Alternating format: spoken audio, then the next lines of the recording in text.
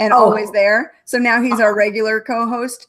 Jason he started as an indie author, and he's working towards getting traditionally published. And he just recently signed with a small press.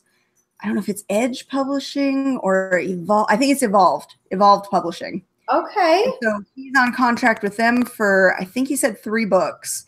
And we've been using that as a talking point too, discovering, what it's like to work directly with a publisher. Right. I'm going to is he on Twitter? I'm going to pull him up so I can friend request him or whatever that's called on Twitter. I'm going to follow him. Yeah, he's on Twitter. I don't know if it's Jason Lavelle or j.m.lavelle. Okay. I'm rarely on Twitter. That's one of the social media sites that I just never wrapped my head around because it always seemed to me just like shouting into the void. Interesting.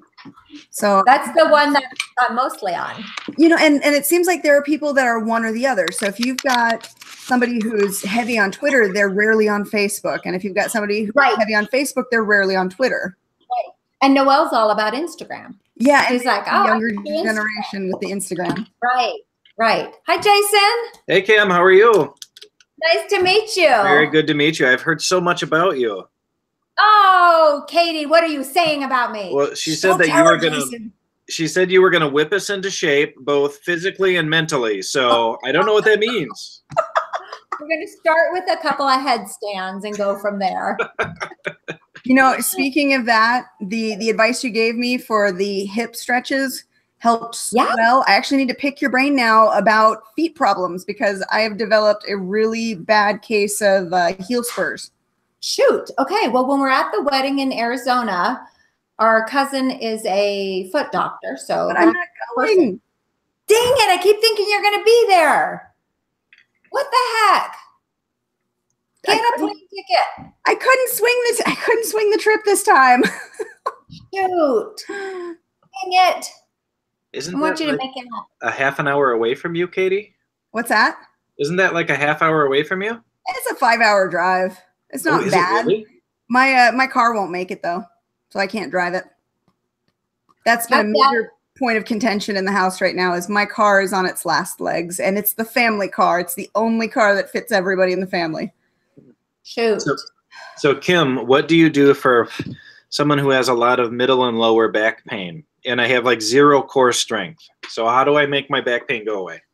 You have to build your core strength. No. We don't want to do that. What's a different way? Hold plank. Do planks every day. Oh. Planks build your core strength, and back is 100% resolved with your core.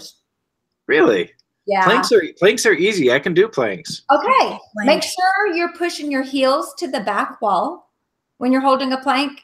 And you're not sinking in your shoulders like you're pushing up so your armpits are hollowed out, and you're pushing the backside of your heart to the ceiling.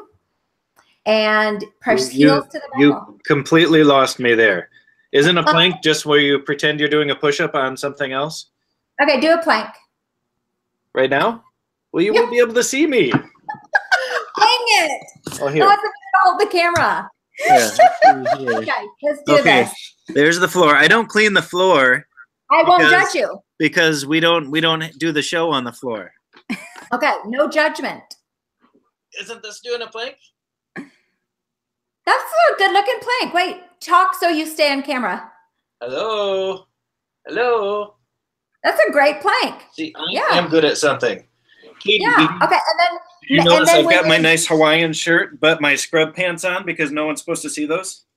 Okay, nobody's looking. All right. So when you do your plank, you're doing your whole upper body properly, and make sure you push your heels backwards to the wall behind you. What if there's not a wall behind me? That's going to engage your core even more. And then just hold a plank for 2 to 3 minutes. Oh. That sounds easy. Listen, my neighbor across the street set the world record in planking. Really?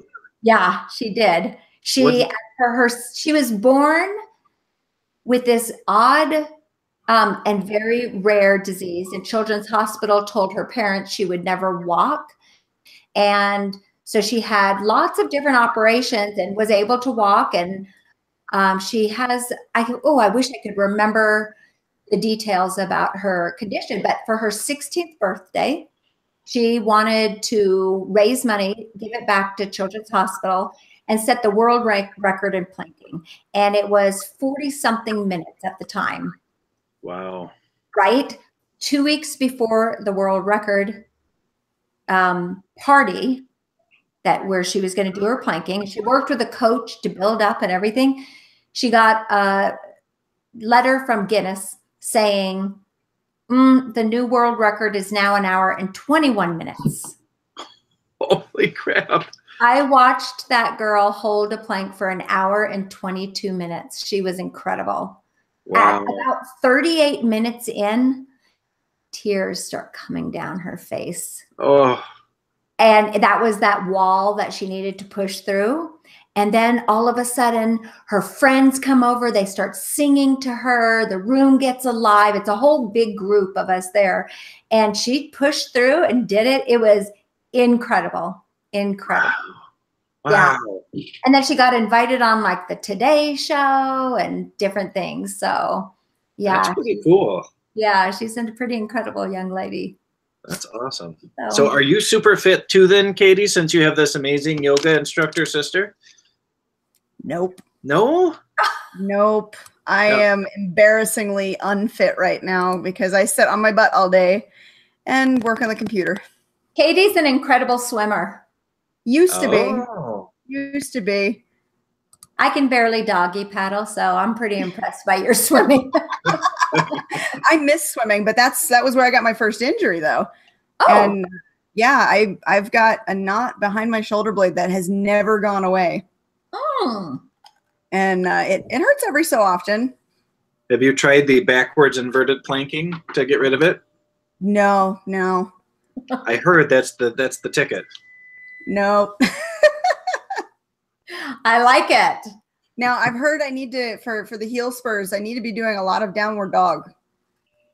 Oh. Is that correct? I don't know about feet. There's so much going on in the feet. I just don't know. But yep.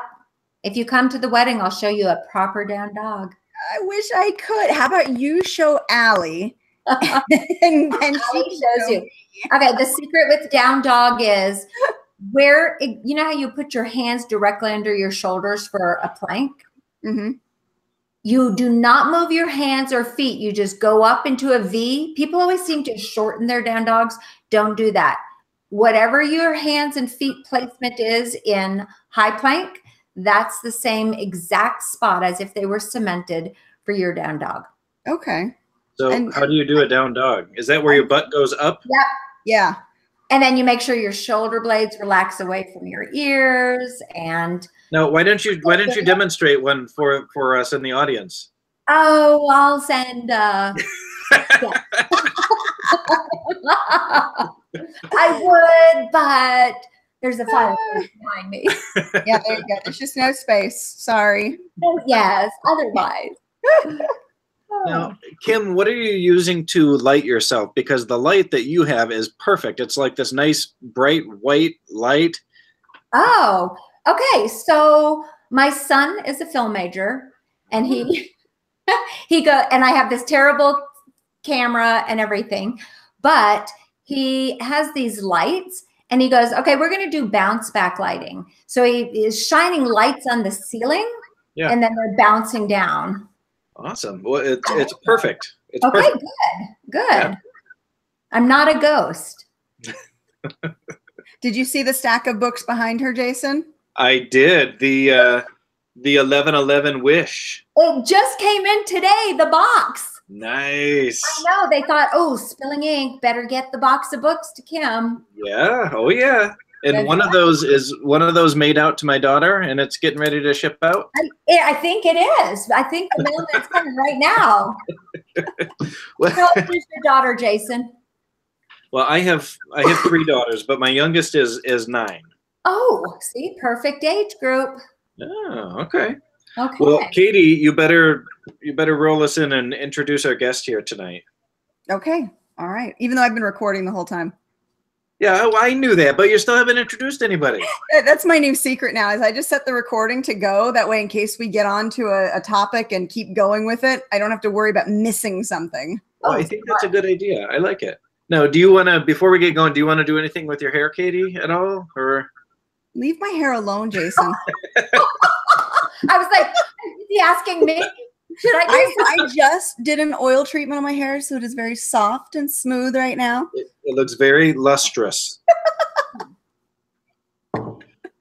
See, Kim, he's always picking on me. He calls me old. He makes fun of my hair, my clothes. Oh, he's so mean. That's right. Well, I'd be afraid of her. I'm not coming to the wedding in Arizona. That's great. But we do need to get you down here to Vegas, though, Jason.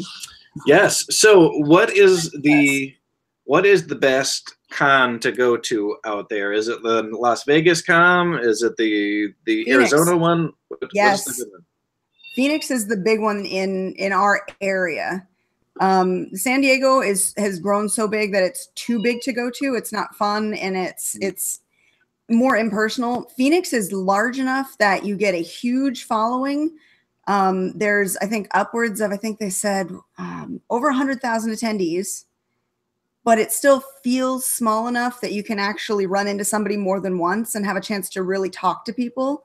So it's a huge event, lots of people coming through, and it's close enough, at least for me, that I can get there without, costing an arm and a leg. I need to make it happen. Mm-hmm. I do. Because I want to meet some cool people too. I figure you'll work the table for us, and I'll go meet people. Oh, there you go. Yeah. I got to meet this Kim Tomsic lady that you're about to introduce us to. That's right. Okay. So I'll do the roll in, and then let's just jump right in. Okay. All right. As soon as the camera focuses on me. Sorry, it keeps switching back and forth right now. All right. It looks like we're good. Confused by the shine of your hair. And you talked and it took over again. Jason! I'm going to make you do the intro then. No, you do it. It's your sister. All right, then shut up. Welcome to another episode of Spilling Ink, the talk show that takes you behind the book to meet the authors and professionals in the publishing industry. We are back this week with a new author to introduce you to, the wonderful Kim Tomsic, who's got a brand new book coming out that she's excited to tell us all about. Kim, go ahead and let us know about your new book. Hi, Katie and Jason. First, thank you so much for having me on your show. I really appreciate it. So the 1111 Wish is my debut middle grade novel. It's for 8 to 13-year-old readers, and it's about wishes, magic, and dares. I love the kitty cat on the front. Thank you. Thank you so much. So now, where did the 1111 Wish come from? What sparked your idea for that story? Well, when my daughter was in middle school, and as well as my niece, Marlo, they would make wishes at 11:11. And so they would always call me out and say, oh, it's 11:11, make a wish, make a wish. And I didn't even know that was a thing. So there's that tied into when I was a kid, I would see those retro cat clocks. In fact, here, we'll just talk about it. Those clocks with the ticking eyes and the swishing tail. And they were just so magical to me that when I all of a sudden put wishing at 11:11 to something magical, it just naturally came together. I like that. That sounds awesome. Now, what was the age range again? You said 8 to 13? 8 to 13-year-olds. Okay, so is this a chapter book then? So in children's literature, a chapter book is a younger age group. This is a book, so you would call any book like Clementine would be a chapter book, or the Junie B. Jones books would be chapter books. Magic Treehouse, that would be chapter books. That would be the younger age group. 8 to 13-year-olds is a novel, just like 13 to 18-year-olds is a novel. Now, let me ask you this, because in standard novel length for the adult market or even the young adult market, they usually target around 60,000, I think, for young adult and 80 to 100,000 for adult. Is there a target word count range for middle grade? There is a target middle grade word count. It's typically 30 to 50,000 words. Now, keep in mind, Harry Potter is considered middle grade. So that breaks outside of that genre or outside of that word count. My book is 58,000 words. So it is, you know, it tends to be in what's called upper middle grade. Okay. And when does your book release? February 13, 2018. I can't believe it. It's been so many months where I've had a book coming, or actually years, because I have some picture books that are coming out as well in 2019 and in 2020. So I saw that you have Guitar Hero coming out. Yes, Guitar Heroes in 2019. And my elephant book, which is not quite, doesn't quite have a title yet, is 2020. The elephant book was the first book that sold in 2013. Oh. I had a contract, the whole deal, but because that's a fully illustrated picture book, the wait is on when the illustrator is finished with their last project, the specific illustrators that we would want. Wait, now, so okay, so you make a picture book. Okay. And it gets bought by the publisher. However, you don't have any pictures in it yet.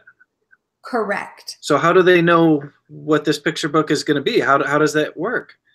You have a really great editor who has a vision, who wants to buy the book.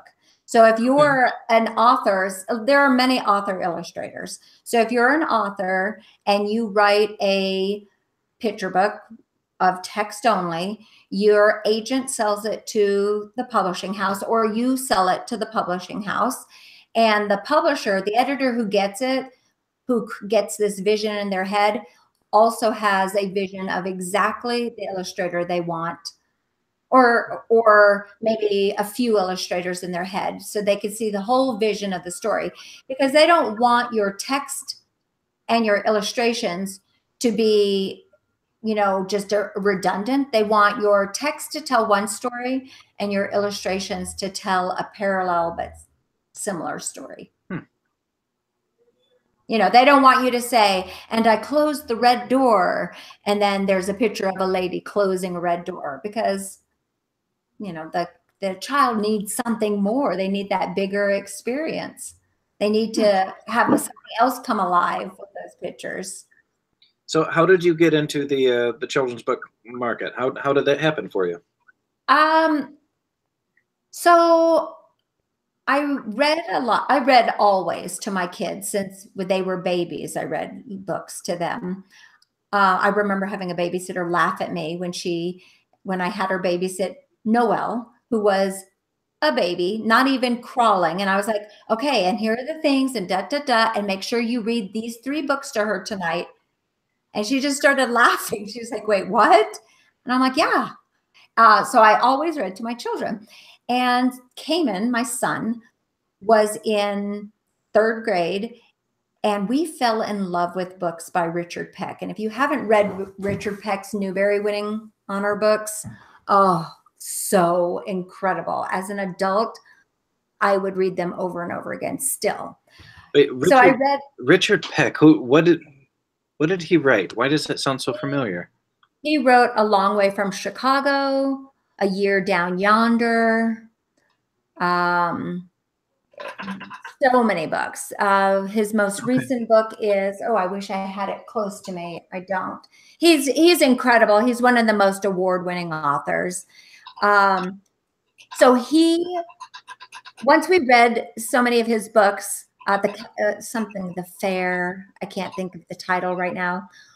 Once we finished his books, I thought, okay, I'm going to write a book like Richard Peck so we can keep reading his books. And I tried that. And obviously imitation of art is a way to get started, but I'm not Richard Peck. I have my own voice. I would love to write like him, but I write completely different than him.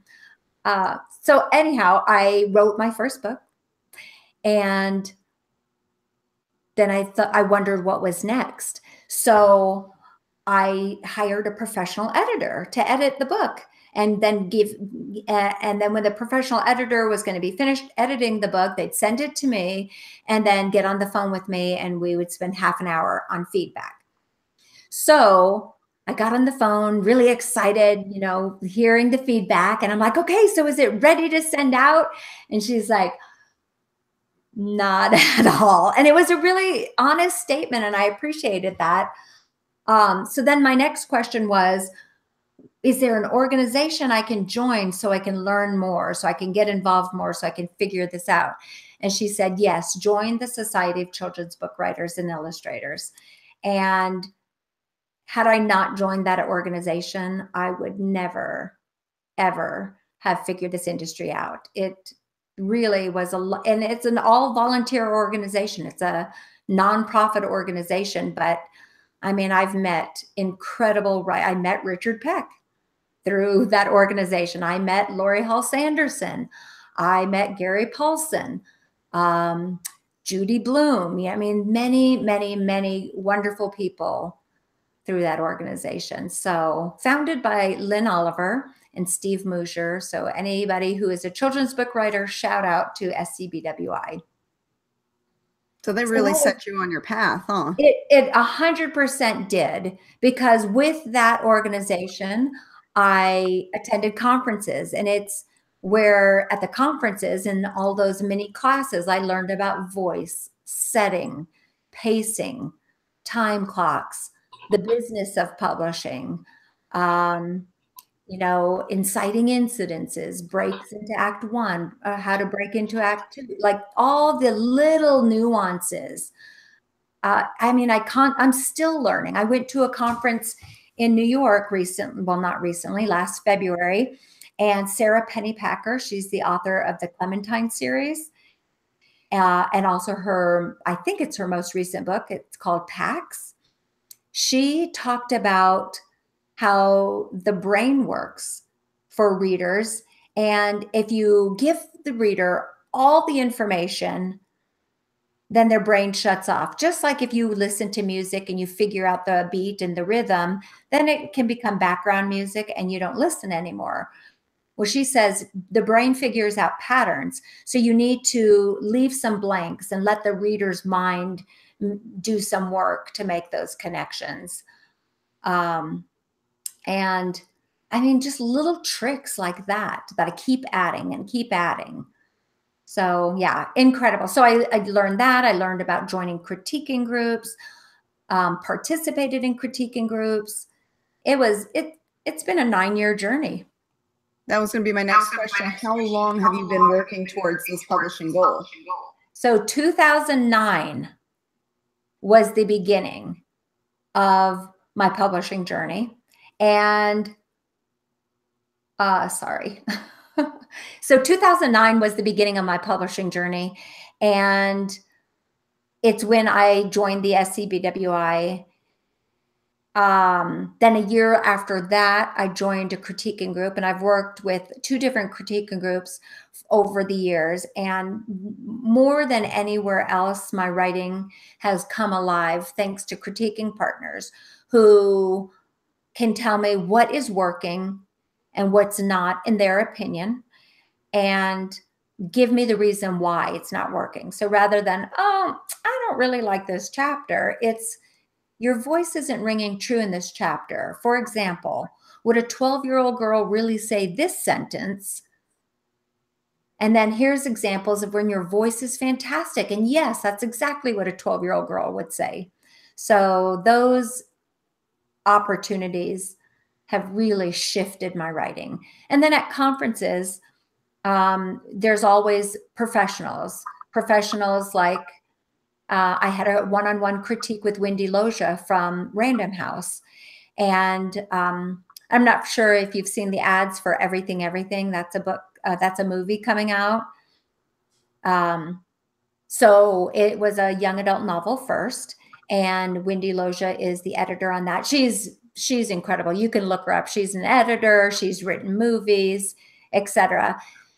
So her critique for my work was, you have to build your ordinary world first so that you can draw clear lines between what's happening in your ordinary world and then what's different when you have had that inciting incident and then your break into act 2. What can you draw lines to distinguish those two worlds? And I said, but I just want to get to the good stuff right away. She goes, everybody wants to get to the good stuff right away, but you have to remember it all has to be good. I'm like, oh, okay. That's a good lot there. Right? Right? So good. Jason, you're just sitting there nodding in the background, just taking it all in. Yeah, I'm just thinking about everything she's saying. I really like it. Now, who was it that you were saying gave the talk about readers' brains and how they expect things and how you have to challenge them? So that is from Sarah Pennypacker. If you want to hold on for a second, I can go grab an example. Sure. No, I was just, okay. Yeah, yep. Okay, I'll go grab it. While she's grabbing that, Jason, how are you coming along with your edits for, what was it, Evolved Publishing? Yeah. Damn it, guinea pigs, be quiet. Wait, you have guinea pigs now too? How many animals do you have? Oh God, too many. I can't even say. No, we've had the guinea pigs for a while. They're using the water bottle, and it's really loud and obnoxious. No, edits are coming along really well. I just finished edits on book 1, so I'm really excited to have that off my plate. And soon we will begin book 2. Book 1, she's back. Is that you're revising of Pathosis? Were you giving them that one, or no? Pathosis and Deranged are not going to be with Evolved Publishing. Delia, The Cold Room, and The Dark of Night. Delia, that's the one. Okay, so that's the one you're working on. So Delia just got wrapped up. She'll be released in September. Are you, since we're talking with Kim about critiquing notes, are you hearing the same type of things from the editors at the publishing house as you're doing this? Well, the editor I'm working with, the publishing house, I've actually worked with before. So her and I kind of have a different rapport. And so I don't know what it would be like to work with one of their editors that I haven't worked with before. You okay over there, Katie? Still recovering from the cough. Oh, that's no good. But yeah, it's so far with Delia it was good, but with the Cold Room, which is a kind of a different kind of story, I'm excited and afraid to see what they're gonna have to say about that, because it's never had any kind of real high pass editing. Someone who knows what they're doing, going through and picking it apart. So that should be a challenge for sure. How first one to revise based on their editing notes? Was it really difficult for you, or were you able to, kind of nod your head and go, yeah, I agree, this is probably what needs to be changed? Most of what I did was agreeing and just going ahead and changing it, because I figure that I really don't know best in this situation. After going through that book, though, I feel like I've learned a lot. So I'll actually go through book 2 and 3 and do a pass myself before they even start hacking away at it, because I know there are certain things that I'm going to want to address before they get in there. So overall, I feel like I've grown quite a bit just in the short time I've been working with them. So hopefully over the next year, I will continue to get better to where I'm not leaning on them quite so much. But then again, that's their job. So I guess it's good to have that backup too. I'm so interested. Things have changed for you and your journey too. It's different working from the indie angle towards going to a traditional publisher, or even just a small press publisher, and being under somebody else's guidance. That's the weird thing. And I know the last couple of episodes I've kind of briefly mentioned, they only want thrillers from me, but I'm still going to write this or this. Well, there's a finite amount of time that I have in a day or a week or a month or a year. So I have to be very careful and pick and choose what I'm going to write. And since this particular publisher only wants one thing from me, it's like, okay, well, that's what I have to do right now to fulfill this contract. So it's weird. I'm not used to working working under someone else, and I don't feel like I'm under their thumb, so to speak, but I do feel that governing body over me, and it's weird, you know. I think it's good, but it's different because I'm used to just being able to say F it, and I can do whatever I want, whenever I want, but not quite the case anymore. Okay, our lovely guest is back. Spotlight is off me and back on Kim. Uh-oh, I did something. What did you do? I still see you and hear you. Okay, I did something, but we're good. Okay, so this is from Sarah Pennypacker's own book, which is called Clementine. And it's her very opening page. She said, I have had, and by the way, this is a chapter book. So it is for 7, 8, 9-year-olds. I have had not so good of a week. Well, Monday was a pretty good day, if you don't count Hamburger's surprise at lunch and Margaret's mother coming to get her, or the stuff that happened in the principal's office when I got sent there to explain that Margaret's hair was not my fault, and besides, she looks okay without it. But I couldn't because Principal Rice is gone trying to calm Margaret's mother's down. So the filling in effect that the brain does is, it's funny because she says Margaret's hair is not my fault, plus she looks better without it. Had she said, I cut Margaret's hair, that's like, oh my gosh, you know, that's funny, kind of ish. But the fact that the brain had to work like to make those connections, that's what she means about the brain doing the filling in effect. And I just.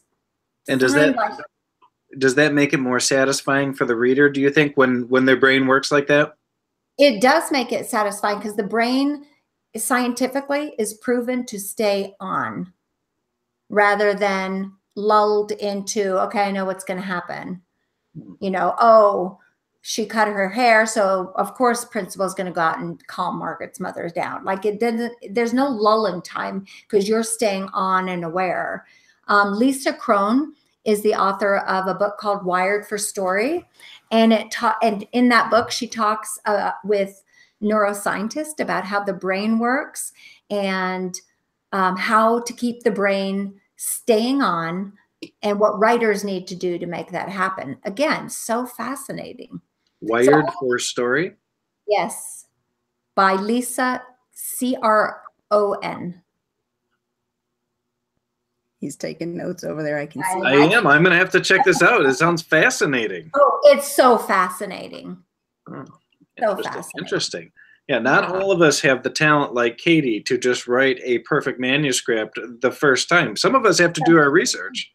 Oh, gosh, I have to write 96 drafts. I am not a lady either. All while doing yoga experiments. Exactly. All the while hanging upside down. All the blood rushing to your head should help the creativity, though, shouldn't it? It does. It does. You know, speaking of how many drafts, I was listening to you guys talk about that. So I worked on at least 40 drafts of this book with my critiquing group. And then another 10 drafts with my agent. And then another 3 drafts with my editor.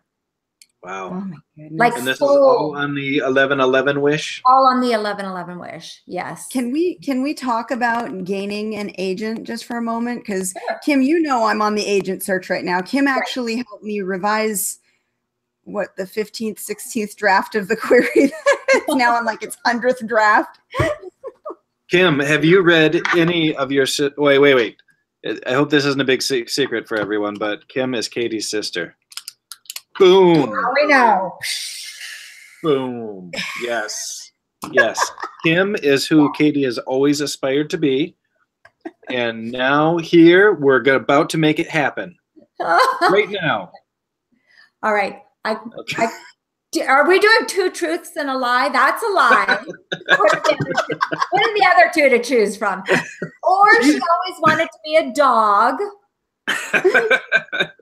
Or she lives in Nevada. Or is it Nevada? Well, now, let me ask you, did you... That's the great debate, how you say Nevada. I know. Nevada. I got corrected immediately upon moving here on how you say it, because I used to say Nevada. It's Nevada. Oh, no. It's Nevada. Yeah. You could sing it like that song, Nevada, na na. Oh, sing it for us. No, not anymore. Katie's giving me the head shake. That means she's going to push the dump button soon. All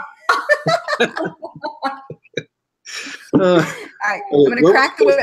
Back on topic here. Back on topic. Let us talk about Wait. No, Katie, wait. Katie. Okay. Kim, did you read to Katie when she was little? I did not. So you read to your kids, but you didn't read to your little sister? Katie, no, I annoyed the crap out of her. Remember the radio? You used to call it a living radio. You were the living commercial, but you never, ever, ever. This is the truth. This is the truth part of the other two were lies.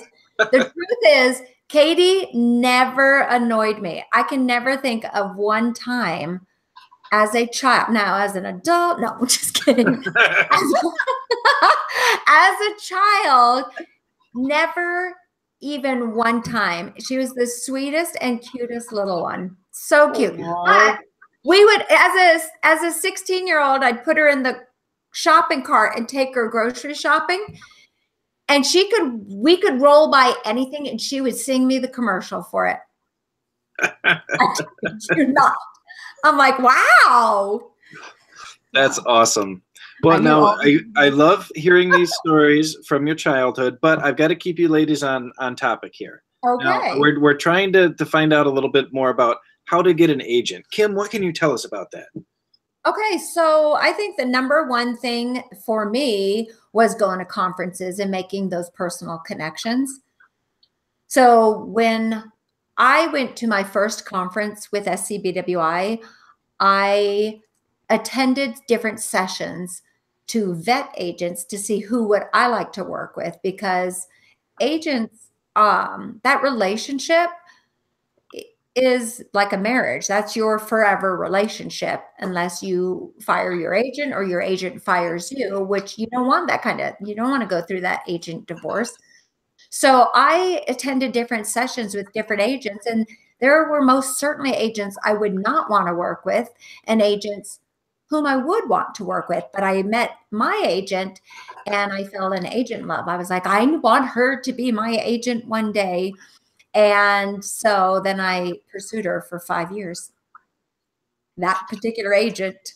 Now, let me. I don't want to derail you too much. So this will be right on. 4 years. This will be right on point with what you're talking about here. Dang it, guinea pigs, be quiet. They're excited. So a lot of us who are out here might be, searching for an agent and querying dozens or hundreds of people even, and it gets to be at a certain point where you're maybe just desperate to find someone that wants to take you on. Whereas listening to you, it sounds like you had a little bit different approach where you're kind of like, okay, you're vetting agents, and that doesn't sound like what a lot of us are doing. It seems like a lot of us are just trying to get in front of the eyes of an agent, not necessarily vetting them. What gave you that? How did you approach it that way? How were you able to do that?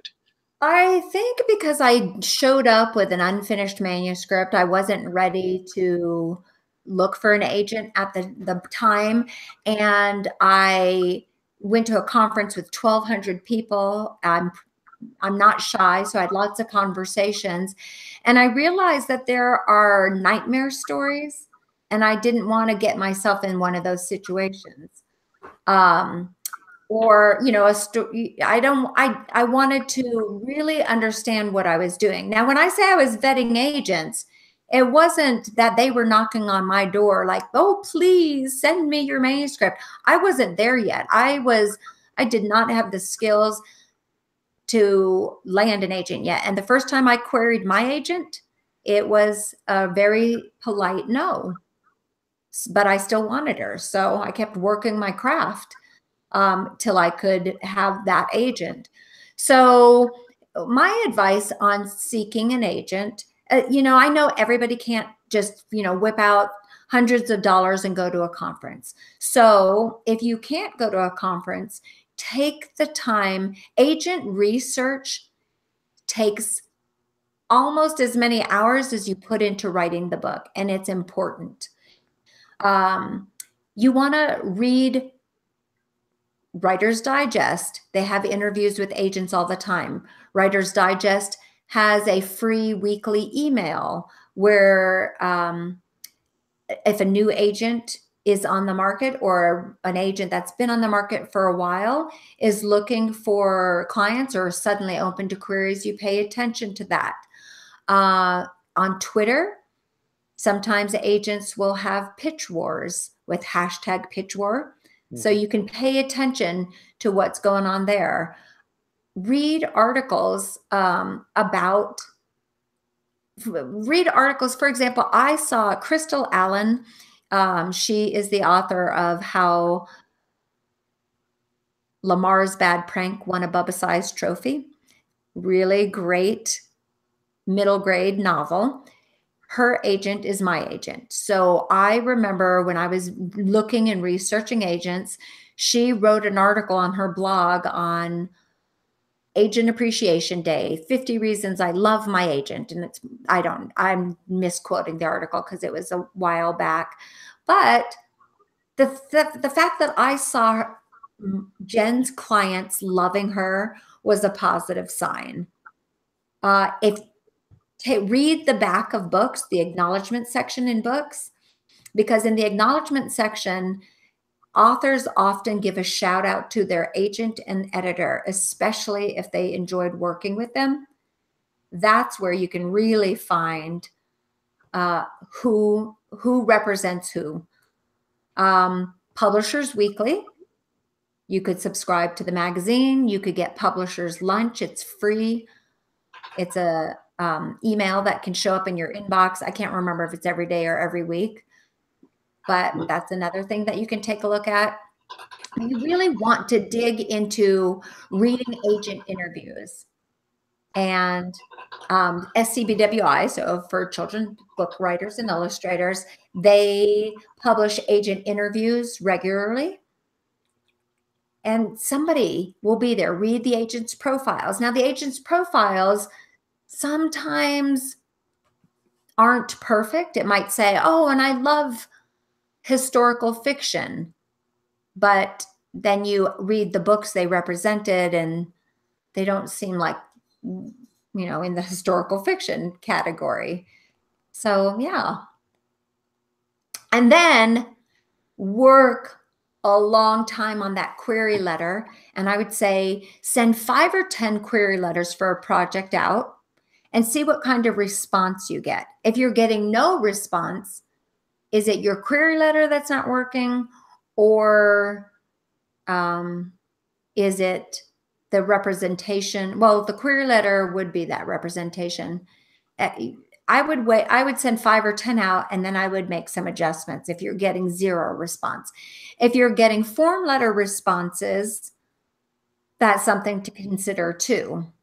If you're getting some responses and they're personalized, then pay attention to what's being said. If one person gives you a comment like, oh, we're really not representing those kind of books anymore. Not those kind of books. Let me think. A lot of times a query letter will have send your query plus the first 10 pages. And so in my instance, if I were querying a children's book and I got a response like, oh, I really liked the idea of this topic. However, your voice doesn't really sound like a 10-year-old boy. So I'd be like, whoa, so my voice is off. If I got 2 responses with that same kind of statement, I would not send another query out. I would go back and revise and work specifically on voice. If you're getting personal responses and saying, hey, yeah, send me your novel or send me the first 50 pages, and you've gotten them interested in the query, that means there's nothing wrong with the query. You've had a multiple requests for it, but then you're not getting further. Maybe I would work with a new critiquing group. I might work with a professional editor.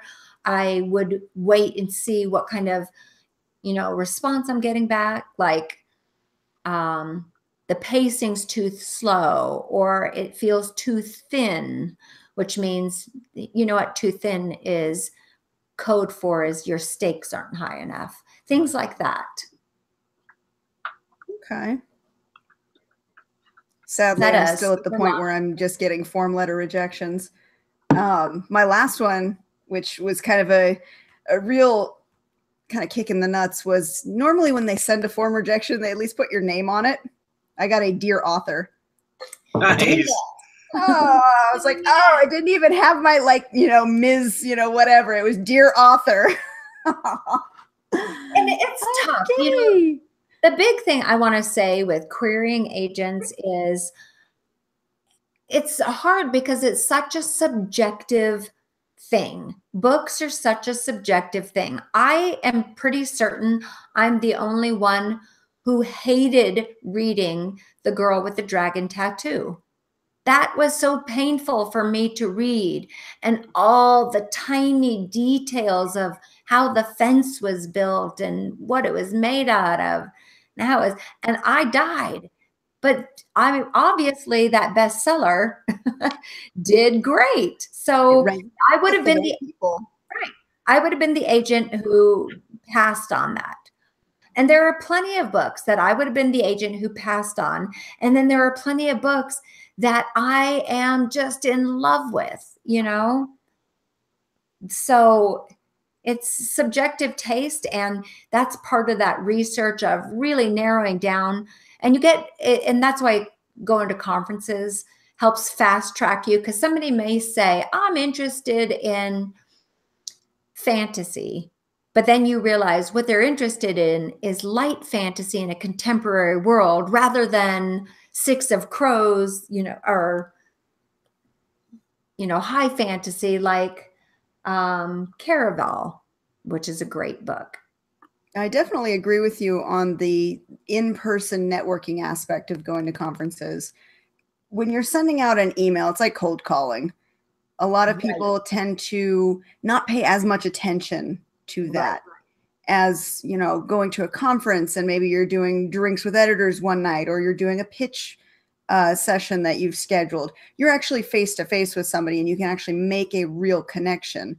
And it may not end in something, but you can pitch your book at that point and you might get oh yeah, let me see the pages. And then you can send that email with, hey, I met you at such and such. Here's the pages you requested.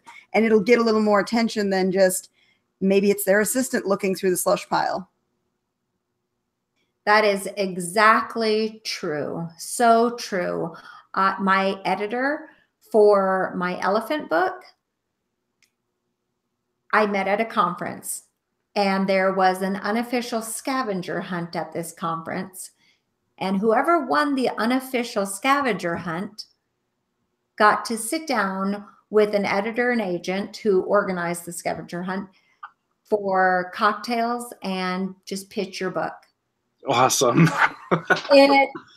So awesome. That is the best. So the scavenger hunt was posted on, so at the conference, there were hashtags for the conference, but then the scavenger hunt was posted with the conference hashtag and then moved to, here's the unofficial scavenger hunt.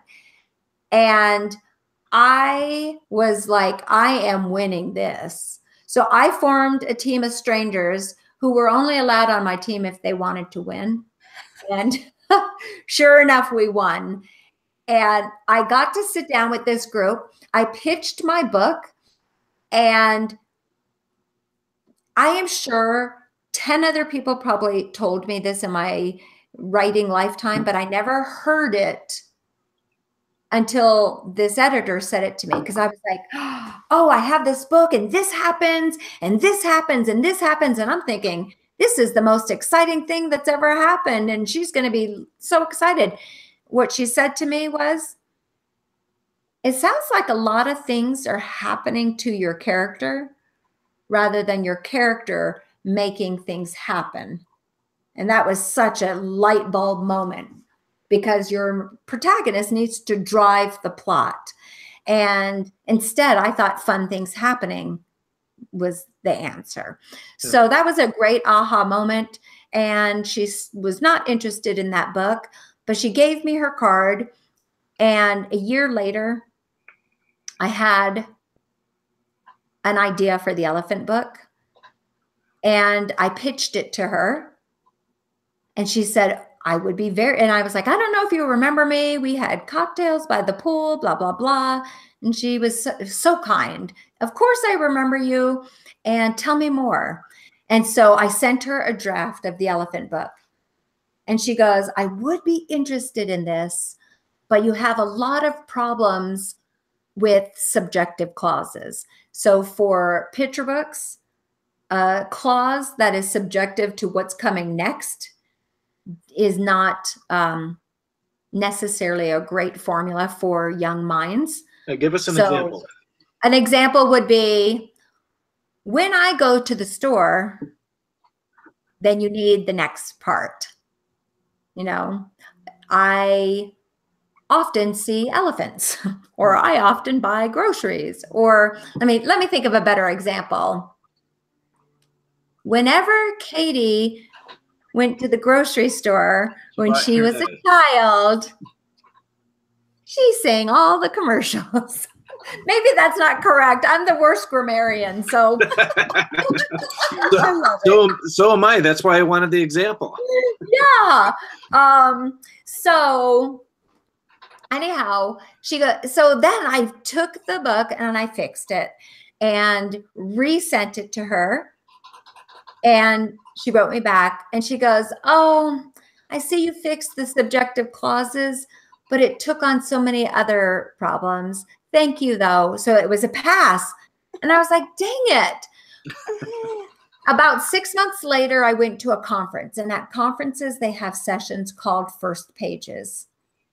First Pages are when either one or a panel of publishing professionals read the first page of your novel or picture book, whatever manuscript you're working on, and they read it aloud. If it's one person, they tell you if they would turn the page and keep reading based off of one page. If it's a panel, I've seen First Pages where there's a panel of 5 people, 3 editors, 2 agents.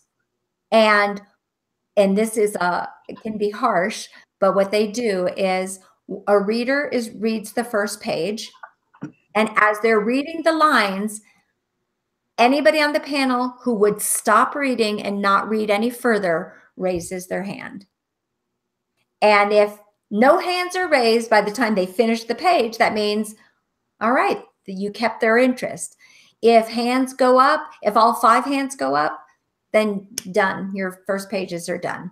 So I went to a session on First Pages, and I didn't have anything in the pile, which was really freeing, because being able to listen and hear the feedback on why they stopped reading pages, why that would have gotten thrown away, why they loved it, why they move on somebody else's work, took it being personal away. And it was just a session on 35 First Pages read and why they kept going or why they stopped reading. And during that session, I had the clarity and the aha moment of what was going wrong with my story and what was needed to make my story come alive. And again, another example of why being in those conference sessions so helps, so different than just reading a craft book. So what was it that was going wrong that needed to be fixed? Do you recall or no? I have one recollection. And the one of the top things was, so my story, I'm going to call it The Elephants Came. It's a true story about a man and a herd of elephants and this friendship they formed. And it's a true story. It's one of the most beautiful stories I have ever heard. I was so excited about it that I had to write this book. The problem was when a child reads a picture book, there needs to be somebody that they can put themselves into. They need to be able to put so that they're walking in those shoes and having that experience somewhat. And so I had this man and I had a herd of elephants and nowhere for the child to implant themselves. And then suddenly I changed things with the elephant so the child could feel themselves in the hooves of the elephants. Interesting. Yeah. Now, that and many other things. Now I'm gonna say this, and I've been trying to carefully draft how I want to say this, so it doesn't sound funny or in any way rude to you, because I don't intend it this way. I don't read middle grade, and I don't read picture books anymore with my kids. They all read on their own now. And when I think back to children's books, in my head, they always seem so simple, like there was hardly anything to them. But listening to you talk about it, sounds like there is a lot more to think about, a lot more going on than I might, as an adult reading through it, even ever notice. Right. And I think that's incredible, because listening to you, I'm like, wow, there's just, it seems like if you had the mind to create a good kid's story, you would write out a good kid's story and it'd be like, ta-da, it's done, it's good. But it sounds like there's a hell of a lot of research that goes into it too. A good example, I think, and actually, Kim, it's a book you sent to Hunter for a Christmas present. I think it would be a good example of what we're talking about here. It was called The Black Rabbit, and it's actually one we read a lot because it's one of the kids' favorites. It's actually become Zoe's favorite. And through the story, the adult reading it knows the Black Rabbit is the shadow, but it's given such a personality through each page. You just spoiled the whole freaking book for me. I'm sorry. You'll have to edit that out. What the hell? What the hell, Kate? I know it was next on your to be read list. I'm so sorry, Jason. But I think that illustrates the point, is that you're giving a high concept to something that is seemingly simple, because the children will take more time to warm up to it. It's incredible what picture book writers do. Like, if you guys get the book Beakle, please get the book Beakle, and you'll have to. It's Beakle, Beekle. That book won the Caldecott Medal last year or the year before, and there's probably 700 words in that whole book, maybe. But if you take time with that book, it will probably take you 4 reads till you really get it. It's incredible what illustrators do to make a story come alive, and the nuances of what else is going on. And of course, there's so many layers in, in novels. Read Okay for Now, read Winter Girls. Those are, children's books. Hunger Games is a children's book. Anything 0 to 18 years old is a children's book. I'm looking. Sorry, I'm leaning to look and see just some of the books in my stack. Oh, a book by Donna Cooner called Skinny. It's a book about a girl who is 300 pounds, has this voice in her head that she's given this voice the name Skinny, is always talking to her, telling her basically she's not good enough. And it's incredible. If a book, especially a children's book, can either be a window or a mirror for a child, that helps children have an extra friend to go through experiences in life. And so, yeah, it's quite a privilege being a children's book author. Well, my daughter, who's God, did she just turn 8 or 9? She's either 8 or 9, my youngest. Okay. And Okay, Father of the Year. She was born in 2008. So,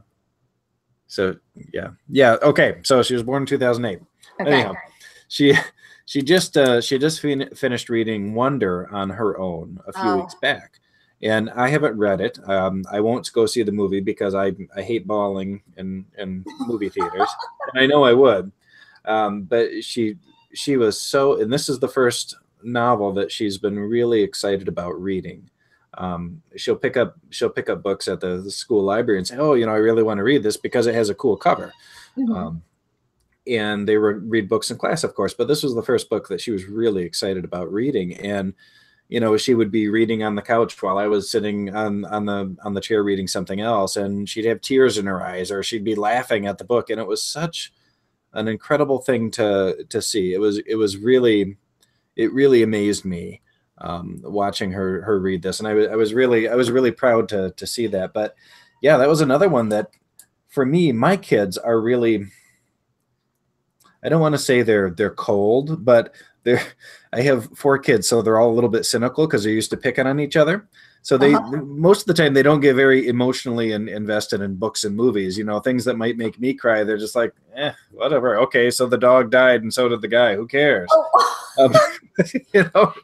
Whereas I'm blubbering my eyes out. So it was really neat to see a story written for children that was able to emotionally move a child that age. I thought that was really, really cool. But anyhow, so children's authors are awesome. You guys are great. Now, you gave us a lot of good information here in the last 20 minutes or so, but I wanted to go back and touch on a couple things here. So, The Girl with the Dragon Tattoo. Yeah. Now, first, I really enjoyed the story. However, I will admit that I spent a good deal of time skipping over a lot of extraneous details that I didn't need. Most of the family tree that he spent like 3 chapters describing, I'm like, out the window. I don't give a shit. I need the next action sequence. I need something to happen. Right. And you were talking about one of the things you realized needed to happen was that your characters needed to be driving the plot. And that's funny. Katie, you were asking me during the break while Kim was off getting something, what kind of things I'm working with the publisher. And that's one thing that we've spent a lot of time going over is different story types and what readers expect. Certain types of stories, mysteries, for example, a lot of times the protagonist is going to be reactive. Things are happening that he's trying to figure out that we as the reader may know a little bit more than him, but not always. Whereas in what I'm writing right now, the protagonist has to be proactive, has to drive the plot. It's mandatory. It's necessary for a thriller to work. Otherwise, you don't have that suspense and that forward motion. And there are a couple of good articles that are accessible to anyone on different story types and what readers are expecting. And whether you're writing young adult, or children's books, that might be interesting for viewers to take a peek at and see kind of okay, I'm writing fantasy, but what are readers expecting of me? Even though I'm writing this, are there certain, things that I could change to make it better? So I think that's a good point. Yes, we could spend a lot of time talking to you about these things, but I don't want to overwhelm people either by dumping all this info on them. They'd be like, okay, you're on your own with it. Because you have so much knowledge to share. That's so kind of you to say. I want to just quickly get in there. There are exceptions. That's not a rule. I have things that work for me and my phase of writing right now. That Stephen King sure could write a book where the protagonist isn't driving the plot and something else is, and he would do it just fine. Mm-hmm. That's what I know right now. So I don't want anybody to say, oh my gosh, that's the only rule that's going to make it work. So yeah, I'm glad you brought that up. Well, take a look at the hero's journey. If you compare that to like a Star Wars, for instance, since everybody's big on Star Wars right now, the first Star Wars movie that came out, Luke was very reactive. He wasn't driving anything until the very end when he was actually in there making that lucky shot. He was letting everything happen to him, and he was taking it in as his character was forming through the whole story. You're absolutely right. And that is one of the reasons. And I really enjoy Star Wars. However, I really enjoy the new ones. I like the new take on it. I like where it's going. However, I loved Rogue One. Now, for those of you out there who haven't seen Rogue One, the Star Wars movie, I won't give you spoilers. However, the main characters were very proactive. They were doing things. They were making things happen. They were going on a secret mission, and it was very fast paced. I thought it was excellent. Whereas, as you just mentioned, the older movies, they're really reactive. The rebels are letting the shit pile up on them. The Imperial forces are doing these terrible things, and it's just, after they happen, okay, then Luke does something, or then Han does something. So yeah, that's a good point. Star Wars was incredibly successful. Is that going to make your story successful or not successful? Who knows? They're maybe genre specific too. Certain genres, like you just said, expect certain things to happen in a certain way. Yeah, and that's for sure. And I know, for better or worse, the genres expect certain things to happen. I read a funny post that I'll dig it up and see if I'll pop it up on here as a little picture. But it was, I want a vampire story, and it was all of these different attributes that this person wanted to see that were totally atypical of all the vampire stories that we seem to read. I was like, that's great. It was funny and it was sarcastic and a little bit mean, but it was also good. It's like, I want to see something different. I don't want to see that typical, I don't know. Anyhow, I'm getting off track. Breaking the mold sometimes works, but doesn't work for everyone. No, it doesn't. It doesn't. So Kim, you talked about getting into these sessions at cons, and one of them was the first page session. Now, my question for you is, because I could buy a ticket to go to a conference just like anyone else in the world could, how do you get yourself in a situation where you're in one of these sessions where you have an opportunity for an agent to read that first page? Is that something that you set up through someone else, or it's just open to the public, or how do you get into that? How do you put yourself in that position? So a conference typically will have the schedule. And if one of the things on the schedule is first pages, there will be a supplemental page on how to submit your first pages. And on huge conferences, a 1,200 person conference, I don't see that. Well, actually, there'll be breakout sessions for that. So there'll be instructions that will say your first pages can have a maximum of 16 lines, double spaced, 12-point font, Times New Roman. Put it in this box when you arrive at the conference, face down, and you follow all those instructions. And then if 200 people show up, they only have time to read, if it's an hour session, probably 30. If it's a small session that 30 people show up, they might read them all. And, so it'll unfold, however, based on size and the structure that they have. So now what kind of conference is this you're talking about? So one of the first pages was at the regional Society of Children's Book Writers and Illustrators. So that would include the state of Colorado and Wyoming. And that would be one example. And then also a writer's workshop. So Andrea Brown is the founder of the Andrea Brown Literary Agency. And she holds these small, intimate writer's workshops. And she also brings the writer's workshop to Boulder, Colorado once a year. It's called Big Sur in the Rockies, because typically her conferences are called Big Sur. So at Big Sur in the Rockies, there is a faculty of 3 editors and 3 agents. And that would be one of the breakout sessions. And only 55 writers get to participate in this. So at this 1.5-hour session, The panel will sit there. First pages are turned in when you arrive at the weekend workshop, and then they'll read as many as they can get through. Okay. I just wanted to clarify that for viewers, so that we're talking about literary type conferences and not Comic-Con. Oh, because when we hear conference, a lot of people are thinking cons and Comic-Cons. Oh, no. Yeah. So writers' conferences. Okay, wonderful. Now sorry, I didn't want to interrupt you, Jason. Oh, have you read any of Katie's books, Kim? I read her first book, and then I've also read some of her novellas. And obviously, I think she's an incredible writer. Oh, thank you. What was your first book? I don't even remember your title. What was your first book? Carpe Noctem. Jason, wait, I would like to add a caveat. I don't remember the punchline to jokes. So remembering titles. Katie, what was Kim's first book?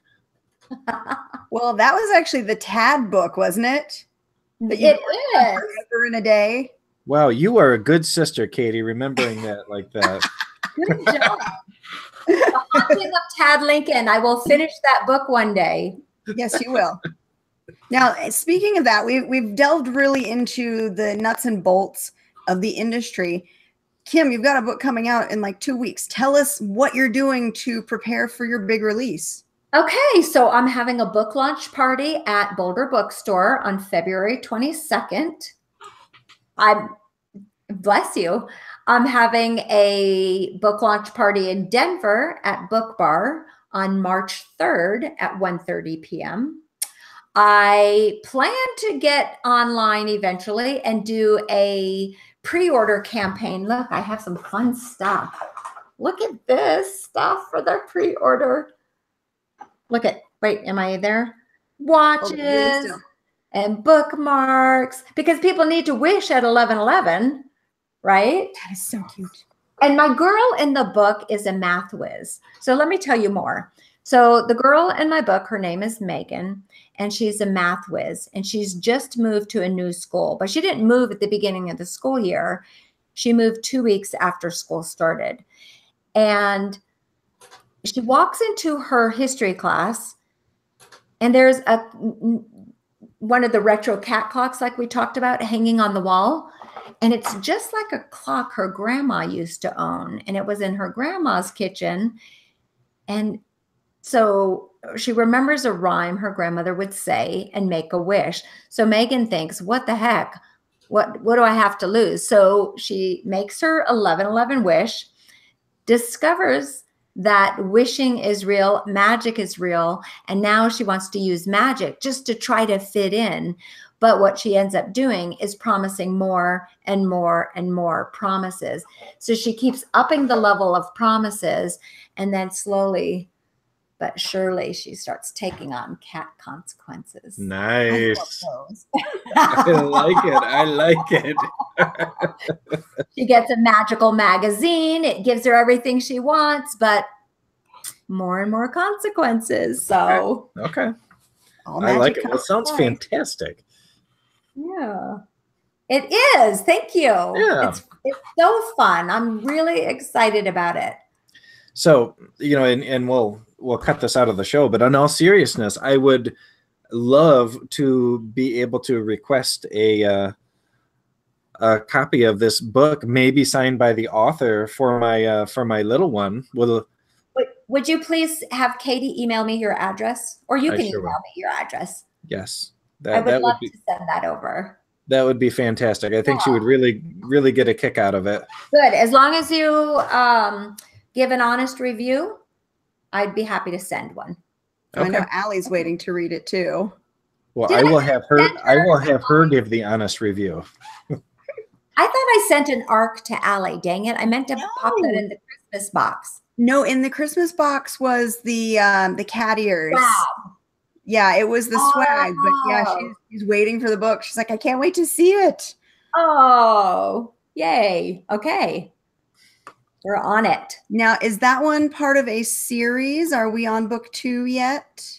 So no, when I signed with HarperCollins, I signed a 2-book deal, but the first book So what I understand in my 2-book deal is my brand is light fantasy. Light fantasy means it has magic, but it's grounded in a contemporary middle school. Whereas high fantasy, you're in a whole different magical world. So my book 2 is light fantasy. I'm not even going to tell you the title yet. She almost did, though. It was right on the tip of her tongue. And that leads me to my next question, though, too, because there's a lot of waiting involved. I mean, you have a contract, obviously, and they're looking for X amount of books for you for this series, for this brand. But even with that contract, there could be years between when it's written to where it sees the light of day. How do you deal with that wait? So the waiting has really been with the elephant book, because I was waiting for the illustrator to be available. And I'm sorry, I don't know if it's been publicly announced yet, so I can't even say who the illustrator is, but he is a rock star. So excited. So worth the wait, definitely worth the wait. For Guitar Hero, we have Brett Hellquist. He has done the cover for so many of the Lemony Snicket books. I cannot wait to see. I think I might get to see some sketches or something maybe in February. One of the things the publisher does is they keep the author and the illustrator separated. The author is not dictating to the illustrator what they're doing, because the illustrator is an artist who has their own craft, just like as I wouldn't want the illustrator dictating the words to me. So, with picture books, there is more of a waiting game. I remember the author of Fancy Nancy said she waited 5 years because the illustrator she wanted was not going to be available for 5 years. So she just waited, and she's glad she did, because that is I love that series. Right? Quite a successful book. Okay. So for the 1111 Wish, that's not a series. That's a standalone book. And then the next thing I'll write for HarperCollins, Catherine Teigen books, will also be a standalone light fantasy. And the waiting, it's interesting, because right now I'm feeling so busy that I don't have time. I wish I was waiting for something. But the waiting game is most successfully met by working on something new. If I am excited and in a project, it doesn't matter. I'm happy to just put that aside because I've got to work on this. And which is exactly why it has not bothered me to wait on the elephant book. Not at all, because I've been busy. All of a sudden I, had, so I signed the contract for the 1111 Wish. It will be 2 years in March. So it's almost 2 years from the day I signed the contract to the book coming out is pretty typical for publishing in the children's industry.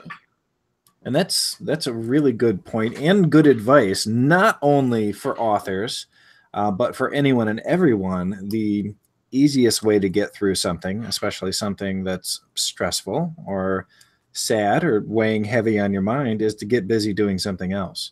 When you think about it, if you've ever been in a bad breakup, which most of us have, the easiest way to get over that is just to keep busy, maybe go on a couple dates or find a new hobby, something you enjoy doing, start a new book. I'm writing a new book right now that is completely unrelated to what I'm supposed to be writing, because I'm like, you know what? I just want to write something different while I'm waiting for all this stuff to happen. So I like it. We're book talk and psychology all wrapped in. I've just got Dory in the back of my mind. Just keep swimming. That's exactly right. You got it, girl. You got it. Just keep doing That's shark great. stuff. Sharks never stop swimming, and you shouldn't either. Yeah, that's awesome. Well, this has It's been hard though to work on something when you're anxious about something else, though. It is. But it can be especially freeing as well. If you can get yourself into that zone, you can't always do it, but if you can get yourself into that zone, it can be really freeing. I, for one, have not met my usual word count goals because of the anticipation from the whole querying process. So even though I'm working on my book too, it's not coming nearly as fast as it should. It's harder for me to get in the zone when it comes to sitting down and getting my writing done. So, I mean, I'm trying. I'm actively working on that second book, but in the back of my mind, I'm like, did I get an email yet? Do I need to revise this again? Yeah. Yeah. And same with me with editing. The editing has taken up so much of my time and my brain power that it's been difficult to write. So I'm moving along at a snail's pace, but at the same time, I don't have a deadline. So I'm actually doing it just for the enjoyment at this point. Once it gets to about the halfway mark, then it's like, okay, shit's getting real again. I got to actually crack down and make this thing become a cohesive project. But I don't know. The first half of the stories are usually the most enjoyable for me because it's all about discovery, and I'm not even sure where everything's going to go yet. Although this time I have been, and I hate to say this out loud even, I've been plotting a little bit. I know. No. I know it. I know. But here's the thing. I haven't written any of it down. It's all out there. And you know how erratic my brain is. So yes, I could forget it all tomorrow. But yeah. Now there's a good question for you, Kim. Are you a pantser or a plotter? She's a plotter. I am a bother. No, you're a plotter. I can tell. I spent 6 years probably pantsing this book, and then not less. I spent a lot of years pantsing, and then I read Save the Cat by Blake Snyder, who has an unapologetic book about how it goes down in the film industry. And he just has a no-nonsense way of really laying it out there. In fact, he wrote the book as a way to give back. He says, I have met a lot of success in Hollywood. I just want to tell others how to do it. And Save the Cat has 15 story beats. Has 15 including 15 story beats. What's that? Like opening image, inciting incident. Okay. Break into act 2, bad guys close. Oh, fun and games. That's my favorite part. Fun and games, midpoint, bad guys close in, like things like that, those beats. Okay. And I went back through my book and realized, first I started watching movies to see if they had those beats. A movie that was not satisfying to me was missing 3 of the beats. And I go, oh, I get now why this movie is not satisfying. Movies that are satisfying to me almost always have all 15 beats. They've nailed them. It's the most, it's what helped my novel finally find legs. Then adding to that, if you read Robert McKee's book on story, it talks about turning a scene. How if one scene in a book ends on a downbeat, maybe the next one goes on an upbeat. Like the main character, thinks that everything's going to work out. If I just do this, then I'm going to win the girl or whatever it is. And so he's on this high and doesn't win the girl. So back to the low. And then all of a sudden something else happens and you start moving to an upbeat. He's pursuing something different. And then, so you have these waves of turning a scene. And so I just tore my whole novel apart, looked for the beats and looked to see where I could turn a scene. And by fixing those, I had entire chapters I threw out where I discovered, holy crap, nothing's happening. Or I had chapters where I just needed to rev it up a bit. Does every single scene, does my character want something? Do they think what does the character think's going to happen? What actually happens and what's at stake? needed to be in every scene. And that really transitioned from a lot of flat moments to something happening. Why did I talk about this? No, that's excellent advice. I think you should put so the answer is, okay, so am I a pantser or am I a plotter? So now I'm working on this new novel, and I took the 15 story beats from Save the Cat, and I really thought through what I wanted to happen in those story beats. One of the things that I cannot do, and I think I refuse to do, is plan anything for Act 3. Because I really need Act 1 and Act 2 to speak to me to see how it's going to unfold. I've talked to many writers who just need to know the beginning and how it's going to end, and then they can fill it all in. For me, I need to know the lie my character believes about themselves that drives their decisions or poor decisions. And I have to understand and think about what that inciting incident will be. And I really want to understand what my ordinary world is so that I can create my upside down world. I pay attention to those things and see what comes alive. But I drafted out some things in story beats and then started writing a whole different story the other day. I was like, okay, well, that was a good exercise. I have dreams of one day outlining a whole story and actually writing that. Wow. That would be incredible. That makes me cringe. I can't do that. And for the same reason you just kind of touched on, you can draft something that sounds like a wonderful story, and then when you sit down and write it, it doesn't speak to you, and you don't write that story. So what I end up doing is I give myself a to-do list. And it's very loose. These are the goals I need for the story. This is what I hope my characters do, what I need them to do to get from point A to point B. But it's never any hard, fast, this is exactly what happens. And Jason, I had sent you my to-do list for my last story that I was writing. And it might have really loose things like one character is jealous because of another character's interaction. Very loose, very easy to touch on. Further down, it might say, you know, something very specific, like we were talking about the amulet. The amulet has to have all of its properties laid out so that the character can figure out why X, Y, and Z has been happening during the plot. But it's just a general to-do list of what I need to have happen so that I can write around it without feeling stuck. That is brilliant. I took a little workshop with two incredible writers, Anna Maria Crum and Hilary Bell.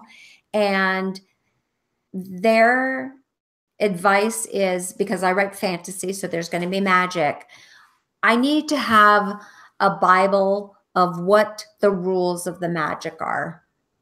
Magic always has to have rules. There can never be gratuitous magic. And magic always has a cost. It can't just, you can't just use magic to fix the problems. It has to come at a price. And so that came from them.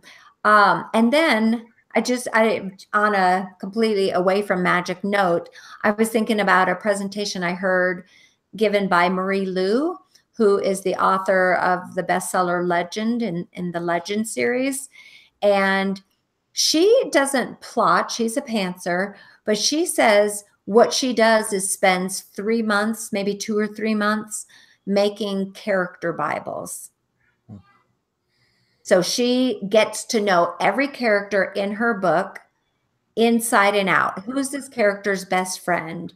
What do they have hidden in their drawer? What's the secret that only their best friend knows? What do they think of their parents? And it goes on and on and on. And it's a thick list, a dossier on every character in her book. And then after spending 2 to 3 months on that, then she starts writing. I like how there's a variety of approaches that you can take towards getting to the end, because there's no one size fits all writing approach. Exactly. I think we lost Jason. Uh-oh. We scared him away. Well, and who was it? Was it George R. R. Martin who had said that when coming up with characters, because a lot of his characters are gray characters, they're neither good nor bad, but the inherently evil characters don't think that they're evil. They're the hero for the other side. Haha, that's brilliant. Yeah, exactly. So I kind of like looking at it like that. I like the gray character approach because when you've got characters who are very questionable, you don't know whether they're good or bad. It adds that layer of mystery to the story. Oh, Bella's back. Hi, Bella. Yeah. Sorry, the animals were going ape crap upstairs. They must know it's about bedtime. I love it. Well, the main character in my book volunteers at the Humane Society. Very much. Oh, so cute. She's very much an animal person. That's awesome. Bella talks. Oh yeah, she talks a lot. She's a little bit nervous about the computer, so she doesn't. I haven't heard her say a word. Can you say hi? Say hey, girl. Say hey, girl. You say whoop-de-doo again? No. The pressure is on now. Oh. Hi, baby. It's okay. Would you like the pen? No? She usually likes to eat the pens. It's okay, baby. It's okay. It's okay. Oh. It's okay. It's okay. Yeah, it's okay. She's a nice lady. It's okay. She's adorable. I know. She's not like Katie. I know he scares you. She's my little sweetie. So. All right. Well, Katie, I think I'm about at the end of my grace period this evening. I hear you. Well, I did the intro, so you can do the exit then, and we'll shut down for this show because I guess we got another one tomorrow too. We do. Back to back this week. Well, it has been a fantastic show tonight. Thank you so much for joining us, Kim. And as always, thank you for being here, Katie, lighting our world up with your amazingly lustrous hair. Nothing reaction at all. Damn it. She's getting good at the stone face. Like I'm putting acid green. Thank you, everyone. Thank you again for joining us tonight. We will be back next week with another episode of Spilling Ink, the talk show that takes you behind the scenes in the publishing world. Have a good night, everybody. Thank you so much, Katie and Jason. Thanks, Kim. Thank you, Kim. Good night, you guys. Good night.